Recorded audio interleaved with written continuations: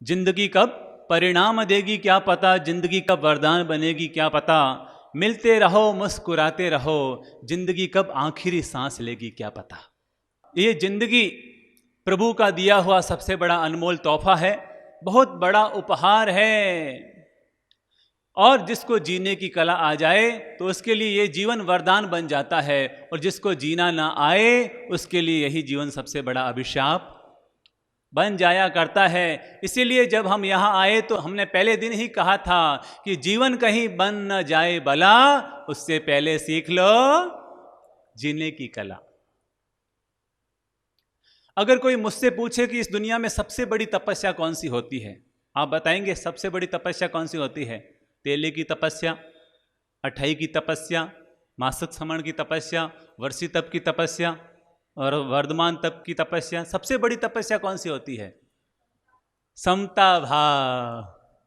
अगर कोई मुझसे पूछे कि जीवन में सबसे बड़ी तपस्या कौन सी होती है, तो मैं कहूँगा जीवन को प्रेम, शांति, मिठास, माधुर्य और समता से जीना, ये सबसे बड़ी तपस्या है।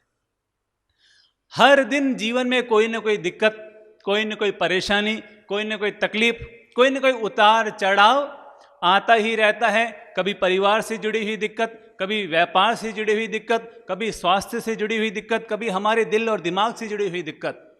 ऐसा कोई दिन नहीं जाता है जिसमें किसी न किसी रूप में हमें समस्या का सामना नहीं करना पड़ता है। तो उन सारी समस्याओं के बीच, तकलीफों के बीच, परेशानियों के बीच भी अपने मन की शांति, चेहरे की प्रसन्नता, इसको बरकरार रखना, ये वास्तव में बहुत बड़ी तपस्या है, बहुत बड़ी साधना है। और अगर हम अपने इस जीवन को प्रेम, शांति और मिठास से जीना चाहते हैं तो भगवान श्री महावीर ने एक बहुत सुंदर और सरल सूत्र दिया है, और वह है समता का सूत्र। कौन सा सूत्र? समता का सूत्र। और अगर उसको आज की भाषा में कहा जाए तो उसका सीधा सरल मंत्र है, और वह है एवरीथिंग इज बेस्ट। क्या मंत्र है? Everything is best. जिंदगी कभी उफ तो कभी आ होती है, जिंदगी कभी आ तो कभी वाह होती है। मुश्किल में भी मुस्कान को मत भूलो, क्योंकि मुस्कान से हर मुश्किल आसान होती है। मुस्कान से हर मुश्किल आसान होती है। हमें जिंदगी को तो जीना ही है। किसी को 60 साल, किसी को 80 साल, किसी को 100 साल। अब फैसला हमें करना है कि हमें रोते हुए जीना है या फिर हंसते हुए जीना है, उदास होकर के जीना है या उत्साहवान होकर के जीना है, चेहरे को मुरझा कर जीना है कि चेहरे को खिला कर के जीना है। ये हमारे ऊपर निर्भर है। जिंदगी को तो जीना ही है, बस फैसला हमें करना है कि हमें कैसे जीना है। केवल थोड़ा सा फर्क पड़ेगा। अगर हम रोक कर के जिएंगे, उदास होकर के जिएंगे, चेहरा लटका कर जिएंगे तो जिंदगी की बाजी हार जाएंगे। और अगर इसी जिंदगी को प्रेम, मिठास और मुस्कुराते हुए जिएंगे तो इसी जिंदगी की बाजी जीत जाएंगे। जिंदगी की बाजी जीतना भी हमारे हाथ में है, और जिंदगी की बाजी हारना भी हमारे हाथ में है। आपसे एक सवाल करना चाहूंगा, आप सुखीराम बनना चाहते हैं कि दुखीराम बनना चाहते हैं? अपने दिल से पूछिए, आप क्या बनना चाहते हैं? शांति चंजी बनना चाहते हैं कि अशांति चंजी बनना चाहते हैं? प्रेम चंजी बनना चाहते हैं कि क्रोध चंजी बनना चाहते हैं? अगर हम प्रेम चंजी बनना चाहते हैं, अगर हम शांति चंजी बनना चाहते हैं, मैं तो कहूंगा सभी अपना नाम शांति प्रिय रख लीजिए। क्या नाम? शांति प्रिय। सबसे मीठा, मधुर और सरल नाम। गुरुदेव ने ये नाम मुझे क्यों दिया मालूम है? कि बेटा अपने नाम को याद याद करके ही शांति प्रिय बन जाएगा। अगर जीवन में किसी तरह की अशांति है, तनाव है, तो अपने नाम को याद करेगा और नाम से ही अपनी सीख ले लेगा। तो हमें अपने आप को शांति प्रिय बनाना है। और अगर हमें आपको सुखीराम बनाना है तो भगवान श्री महावीर कहते हैं छोटा सा मंत्र अपना लो, और वह है एवरीथिंग इज बेस्ट। क्या मंत्र है? Everything is best. कभी आपके घर में मेहमान आए और उन मेहमानों को भोजन परोसने के लिए आपने बाजार जाकर के मिठाई खरीदनी चाहिए, और आप मिठाई की दुकान पर पहुंचे और मिठाई वाले से कहा कि भैया भैया, आज मेरे खास मेहमान, आज मेरे विशेष मेहमान आए हैं और मैं उनको सबसे बेस्ट मिठाई खिलाना चाहता हूं, सबसे अच्छी मिठाई खिलाना चाहता हूं, तो आपके दुकान में जो सबसे अच्छी मिठाई हो वो मुझे दीजिए। तो दुकानदार क्या कहेगा? वो कहेगा, अपनी मिठाई की तारीफ गिनाना वो शुरू कर देगा। अरे ये काजू की कतली, इसका तो कहना ही क्या, जैसे ही मुंह में रखोगे तो ऐसे लगेगा जैसे स्वर्ग का सुख मिल रहा है। और ये रसगुल्ला खाओगे तो ऐसा लगेगा जैसे मखमल खा रहे हो। और ये राजभोग खाओगे तो ऐसा लगेगा जैसे जिंदगी में अद्भुत अनेरा आनंद आ रहा है। वो अपने हर मिठाई की तारीफ करेगा। वो ये कहेगा कि नहीं भाई साहब, ये जो मिठाई ना ये सबसे अच्छी है। क्या कहेगा? ये भी अच्छी है, ये भी अच्छी है, और इसका तो कहना ही क्या। वो अपने हर मिठाई की तारीफ करेगा। बस वहीं से जीवन जीने का ये पाठ सीख लो कि एवरीथिंग इज बेस्ट, हर मिठाई अच्छी है। वैसे ही जिंदगी में जो भी मिलता है, जो भी आता है, जो भी घटित होता है, अगर हम ये मंत्र अपना लेंगे कि एवरीथिंग इज बेस्ट, तो मानकर चलिए हमारी जिंदगी प्रभु का प्रसाद बन जाएगी। प्रभु का प्रसाद बन जाएगी। हमारी जिंदगी में दुख का कारण एक ही है, और वह है चुनाव। क्या है? चुनाव। हम जिंदगी भर चुनाव में जीते हैं। हम जिंदगी भर चुनाव में जीते हैं। देश में तो 5 साल में एक बार चुनाव आते हैं, लेकिन अगर हम अपने मन को देखेंगे, अपनी जिंदगी को देखेंगे, तो हम हर पल चुनाव में जीते हैं, हर क्षण चुनाव में जीते हैं। जैसे मकान है, ये मकान अच्छा, ये मकान कम अच्छा, ये रंग ज़्यादा अच्छा, ये रंग कम अच्छा, ये कपड़ा ज़्यादा अच्छा, वो कपड़ा कम अच्छा, ये भवन ज़्यादा अच्छा, वो भवन कम अच्छा, ये मिठाई ज़्यादा अच्छी, ये मिठाई कम अच्छी, ये खाना अच्छा, ये खाना कम अच्छा, ये सब्जी अच्छी, ये सब्जी नहीं अच्छी। हम हर पल चुनाव में जीते हैं। एक को अच्छा मानते हैं, एक को बुरा मानते हैं, पर हकीकत यह है कि इस दुनिया में न तो कुछ अच्छा है और न कुछ बुरा है। ये हमारी बुद्धि की खुरापात है, जो हर समय एक को अच्छा मानती है और एक को बुरा मानती है। आप बताइए, सिक्के के 2 पहलू होते हैं, कौन सा पहलू अच्छा होता है, कौन सा पहलू बुरा होता है? दोनों ही पहलू अच्छे होते हैं। दोनों का अपना महत्व है, दोनों का अपना रोल है। वैसे ही हमारी जिंदगी में सुख का भी अपना रोल है और दुख का भी अपना रोल है। हम क्या करते हैं? हम सुख चाहते हैं, लेकिन आपको मैं कैसे बताऊं कि सुख और दुख एक ही सिक्के के 2 पहलू है।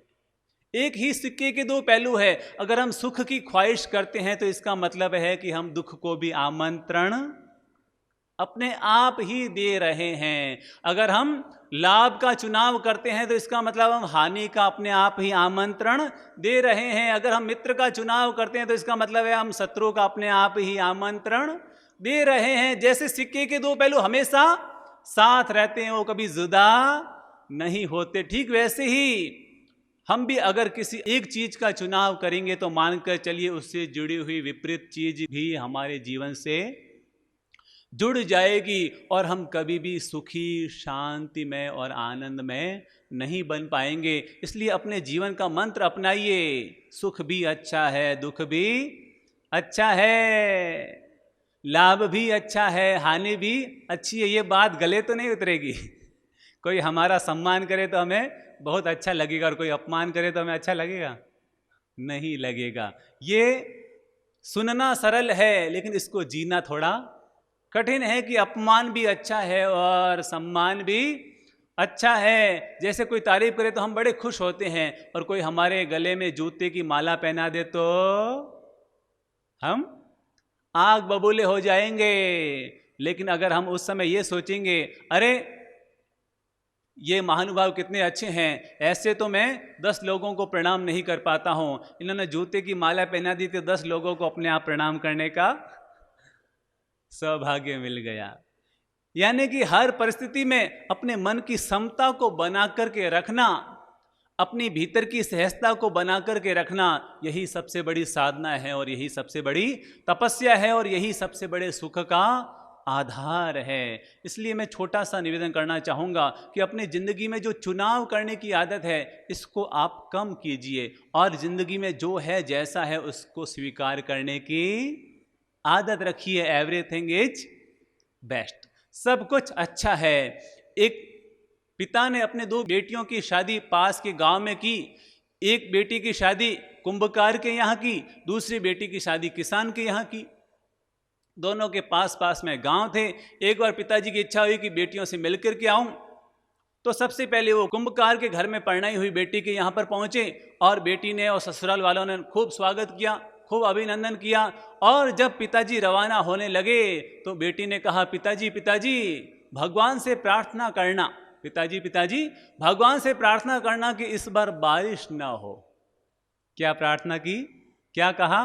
बारिश ना हो, क्योंकि अभी अभी हमने मिट्टी के घड़े बनाए हैं, मिट्टी के घड़े बनाए हैं, अगर बारिश आ गई तो सारे घड़े खराब हो जाएंगे। तो पिताजी ने कहा, ठीक है बेटा, मैं प्रभु से प्रार्थना करूंगा कि इस बार बारिश ना हो। और वो अगले दिन अपनी किसान की बेटी के यहाँ पहुँचे और उन्होंने भी खूब खातिरदारी की, बेटी ने खूब पिताजी की सेवा की। और जब पिताजी रवाना होने लगे तो बेटी ने कहा, पिताजी पिताजी भगवान से प्रार्थना करना कि इस बार खूब बारिश हो, इस बार खूब बारिश हो, क्योंकि हमने बीज बोए हैं और बारिश आएगी तो हमारी शानदार फसल हो जाएगी। जैसे ही पिताजी ने ये सुना तो पिताजी भगवान से प्रार्थना करने लगे।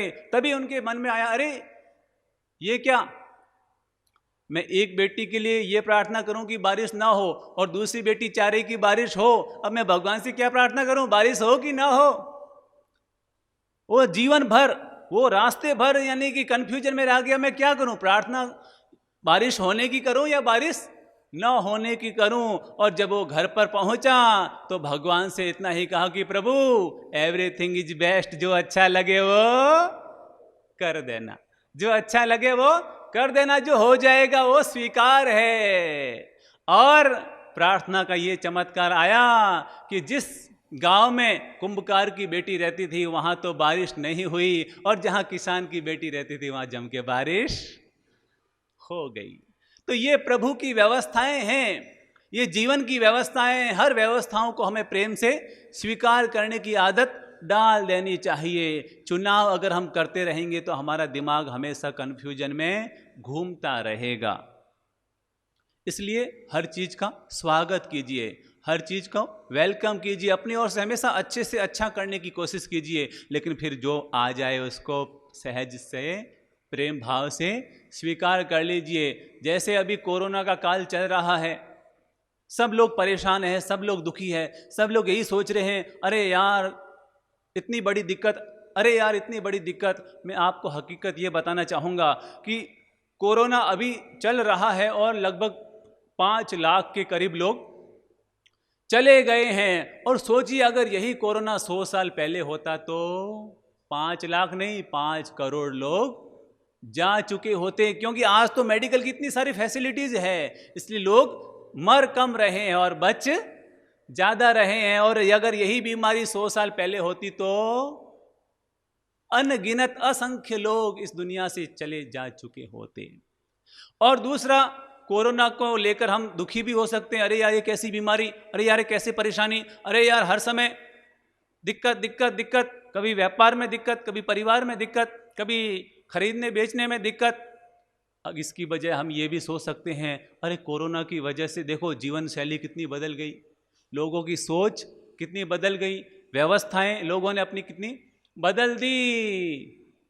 तो एक ही सिक्के के 2 पहलू होते हैं। लेकिन मानकर चलिएगा जो भी घटना घटती है उसमें अच्छाई भी होती है और बुराई भी होती है, उसमें सुख भी होता है, उसमें दुख भी होता है। लेकिन अगर हम चुनाव करते रहेंगे कि ये अच्छा और ये बुरा, तो क्या हम कभी अपने चित्त में समता रख पाएंगे? कभी समता नहीं रख पाएंगे। इसलिए मंत्र अपना लीजिए। क्या मंत्र है? आज 24 घंटे कौन सा मंत्र जीना है? Everything is best. घर गए और पत्नी चिल्लानी शुरू कर दी तो क्या सोचेंगे? सोच पाएंगे? Everything is best. अभी 2 दिन पहले ही गुरुदेव ने तुकाराम जी पत्नी की घटना सुनाई थी कि उनकी पत्नी बहुत गुस्सैल थी और वो गन्ने का साठा लेकर के शाम को आए, एक गन्ना लेकर के आए तो पत्नी को आया गुस्सा और जोर से दे मारा, उसके 2 टुकड़े हो गए। तो तुकाराम जी ने क्या कहा? अरे मेरी पत्नी बहुत अच्छी है, मैं सोच ही रहा था कि इसके 2 टुकड़े करूं, चल तूने खुद ने ही 2 टुकड़े कर दिए, एक तू चूस और एक मैं चूसता हूं। और इस तरह से एक और संत की घटना बताना चाहूंगा कि तुकाराम जी की पत्नी तो बहुत गुस्सैल थी, लेकिन एक और नामी संत हुए नामदेव जी, उनकी पत्नी बड़ी सुशील थी, उनकी पत्नी बड़ी संस्कारी थी। लेकिन आपको रहस्य ये बताना चाहूंगा कि तुकाराम जी की पत्नी इतनी गुस्सैल थी तो भी वो भगवान से यही प्रार्थना करते थे कि प्रभु तेरी बड़ी कृपा है कि तूने इतनी गुस्सैल पत्नी दी, तभी तो मुझे तुझसे जुड़ने का मौका मिला, नहीं तो मैं इस पत्नी की मोह माया में ही उलझ जाता। और उधर नामदेव जी भी भगवान से ये प्रार्थना करते कि प्रभु तूने मुझे इतनी अच्छी पत्नी दी कि तभी मैं तुझसे जुड़ पाया, कोई ऐसी वैसी आ जाती तो मैं उसी की माथापौड़ी में। ये है जिंदगी। एक को गुस्सैल पत्नी मिली तो भी वो आनंदित है, तो भी प्रभु को शुक्राना समर्पित कर रहा है, और दूसरे को सुशील पत्नी मिली तो भी वो प्रभु को शुक्राना समर्पित कर रहा है। चुनाव नहीं, ये है तो भी आनंद है और वो है तो भी आनंद है। एक बार क्या हुआ, एक व्यक्ति ने देखा कि उसकी दुकान में आग लग गई और धूं धूं के उसकी दुकान जलने लगी, और वो व्यक्ति जोर से चिल्ला रहा है, जोर से चीख रहा है, अरे मेरी दुकान जल गई, अरे मेरी दुकान जल गई, अरे मेरी दुकान जल गई, अरे बचाओ बचाओ बचाओ बचाओ बचाओ। और वो भागम भाग कर रहा था कि तभी उसका बेटा आया और कहा, पिताजी पिताजी चिंता की कोई बात नहीं है, ये दुकान तो हमने 2 दिन पहले ही बेच दी। जैसे ये सुना, क्या दुकान बेच दी, तो उसकी सारी छटपटाहट खत्म। वो तो मुस्कुराने लगा, अरे ये तो अपनी दुकान नहीं, ये तो दूसरे की है, जले तो जले, अपने बाप का क्या गया। तभी थोड़ी देर के बाद उसका दूसरा बेटा आया और कहा, पिताजी अरे दुकान जल रही है और आप मुस्कुरा रहे हैं, हंस रहे हैं। तो पिताजी ने कहा, अरे छोटे भाई ने बताया कि वो दुकान बेच दी है। बड़े भाई ने कहा, अरे दुकान बेची नहीं है, बेचने का सौदा चल रहा था। जैसे ये सुना कि फिर वो जोर से चीखने चिल्लाने लगा, अरे मेरी दुकान, अरे मेरी दुकान, अरे मेरी दुकान। दुकान पहले भी थी, दुकान बाद में भी थी, पर फर्क कहाँ आया। पहले चुनाव था ये मेरी दुकान, फिर वापस चुनाव हुआ ये मेरी दुकान नहीं, फिर वापस ये मेरी दुकान। यही दुख का कारण है, चुनाव ही दुख का कारण है, अटैचमेंट ही दुख का कारण है। एक को हम अपना मानते हैं और एक को पराया मानते हैं। इसलिए अपने जीवन में मंत्र अपना लो, एवरीथिंग इज बेस्ट। हर हाल में हम मस्त रहेंगे, प्रसन्न रहेंगे, आनंदित रहेंगे। जो भी घटेगा, जो भी मिलेगा, उसका आनंद जीवन में लेते रहेंगे। याद रखिएगा, जिंदगी उसी को आजमाती है जो हर मोड़ पर चलना जानता है। पाकर तो हर कोई मुस्कुराता है, पर जिंदगी उसी की है जो खोकर भी मुस्कुराना जानता है, जो खोकर भी मुस्कुराना जानता है। अपनी बात का समापन एक छोटी सी घटना से करना चाहूंगा। एक पति पत्नी में तकरार हो गई, पति पत्नी में तकरार हो गई, और तकरार इतनी बढ़ गई कि मामला तलाक तक पहुंच गया। और दोनों कोर्ट में हाजिर हुए। जज साहब ने देखा उनकी सारी जमीन जायदाद, संपत्ति, ऑफिस, दुकान, मकान, और सब उनके 2 हिस्सों में बराबर बराबर बांट दिया। और लास्ट में बच्चों की बात आई। बच्चे थे 3, तो जज का माथा चकराया, अब 3 बच्चों का बंटवारा कैसे करूं, डेढ़ तो नहीं कर सकते, एक को 1 देना पड़ेगा, एक को 2 देना पड़ेगा। और वो जज साहब का माथा चकराने लगा, क्या करूं। तो व्यक्ति ने पूछा, अरे आप हमारा सलटारा क्यों नहीं कर रहे हैं, इतनी देर हो गई, कुछ तो करो। तो जज साहब ने कहा, अरे क्या करूं, कैसे करूं, 3 बच्चे हैं, तीनों का बंटवारा नहीं हो सकता। और जैसे ही व्यक्ति ने ये सुना तो उसने अपनी पत्नी के गले में हाथ लगाया, चलो अपन घर चलते हैं, 9 महीने के बाद आएंगे और जज साहब की समस्या का हल करके आएंगे। पर दिक्कत तो तब हुई कि 9 महीने बाद उनके ट्विंस पैदा हो गए। कहने का मतलब, जीवन में एवरीथिंग इज बेस्ट। हर हाल में मस्त रहो, हर हाल में आनंदित रहो, और हर चीज का स्वागत करो, तो हमारी जिंदगी आनंद भरी और खुशियों भरी बन जाएगी।